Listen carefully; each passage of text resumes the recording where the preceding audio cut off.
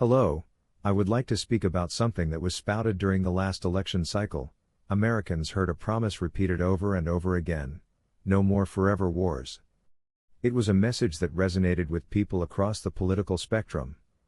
Republicans, Democrats, Independents, Libertarians, millions of Americans are tired of watching our sons and daughters deployed to conflicts with no clear objectives, no congressional declarations of war, and no defined path to peace. For decades, Washington has mastered the art of turning temporary military actions into permanent commitments. We've seen it in Vietnam. We've seen it in Afghanistan. We've seen it in Iraq, Syria, Libya, and countless operations most Americans couldn't even locate on a map. And so when a candidate stands before the American people and says, "I will end the era of forever wars," people listen. They believe. They vote.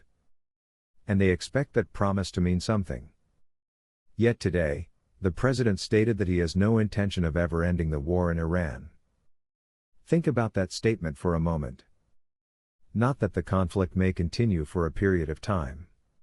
Not that negotiations are ongoing. Not that military objectives remain incomplete. No. The statement was that there is no intention of ending it. Damage that we've done to them. We have done damage that will take them 20, 25 years to recover from. So if we left tomorrow, we had a big success, but we're not leaving tomorrow. Words matter. Presidents understand that perhaps better than anyone else. Every statement from the Oval Office carries weight, not only here at home, but around the world. Allies listen. Adversaries listen. Markets react. Military families listen. Most importantly, the American people listen.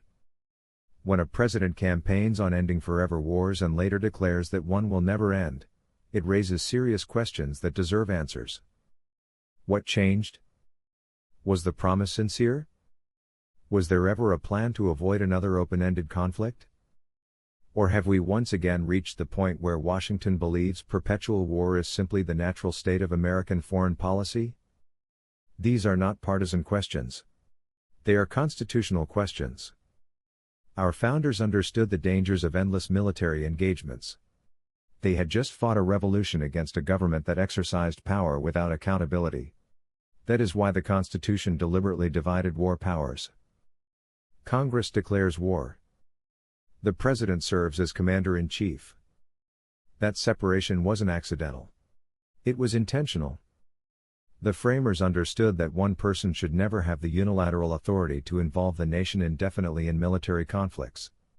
They recognized that war has a tendency to expand government power, increase spending, limit liberty, and fundamentally alter the relationship between the government and its citizens.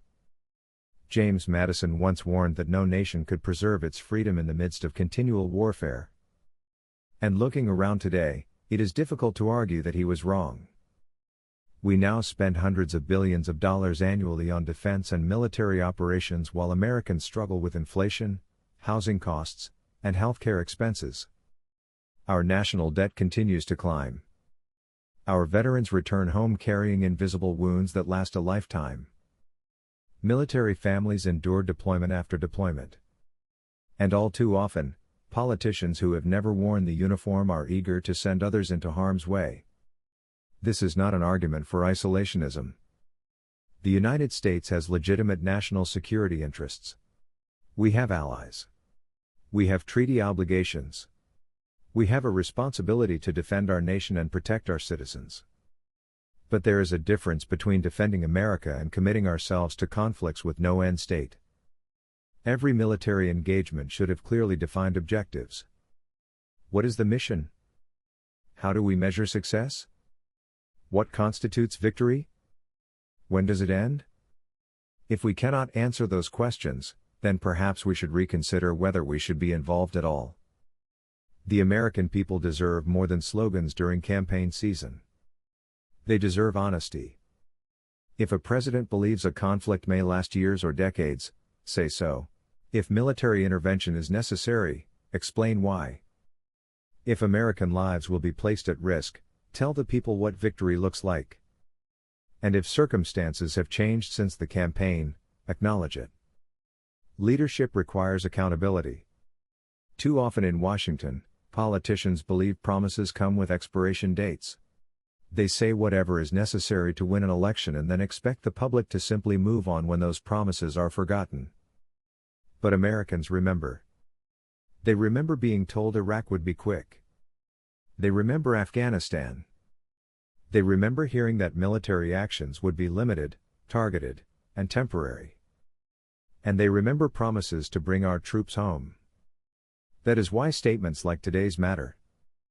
Because trust in government is already at historic lows. Every broken promise widens the gap between the people and those elected to represent them. And let's be clear about something else. Questioning endless war is not unpatriotic. Demanding accountability is not un-American. Asking our leaders difficult questions is not disloyal. In fact, it is exactly what citizens in a constitutional republic are supposed to do. We are not subjects. We are not spectators. We are the people from whom government derives its just powers. Every elected official, from city council to the President of the United States, works for the American people. That means we have both the right and the responsibility to ask. How long? At what cost? And to what end? Because history teaches us that governments rarely surrender power voluntarily. Temporary measures become permanent. Emergency authorities become standard practice. And wars without end become the backdrop against which entire generations live their lives. I don't want my generation, or the next, to grow up believing that America must always be at war somewhere. I don't want our children to inherit a nation that has forgotten the difference between defense and perpetual conflict. And I certainly don't believe that campaigning against forever wars should lead to openly embracing them once in office. Whether you supported this president or opposed him, we should all be able to agree on one principle. If you make a promise to the American people, you should do everything within your power to keep it. And if you cannot, then you owe the American people an explanation. That is not a Republican principle. That is not a Democratic principle. That is an American principle. As citizens, we must remain vigilant. We must stay informed. And we must continue to hold our leaders accountable regardless of party, regardless of personality, and regardless of whether doing so is politically convenient. Because liberty requires participation. It requires courage. And sometimes it requires speaking uncomfortable truths. The Constitution does not defend itself. Our republic does not preserve itself. And peace does not maintain itself. Those responsibilities belong to us. So tonight, I leave you with this question.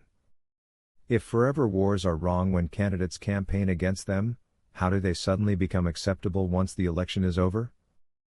That's a question every American should be asking.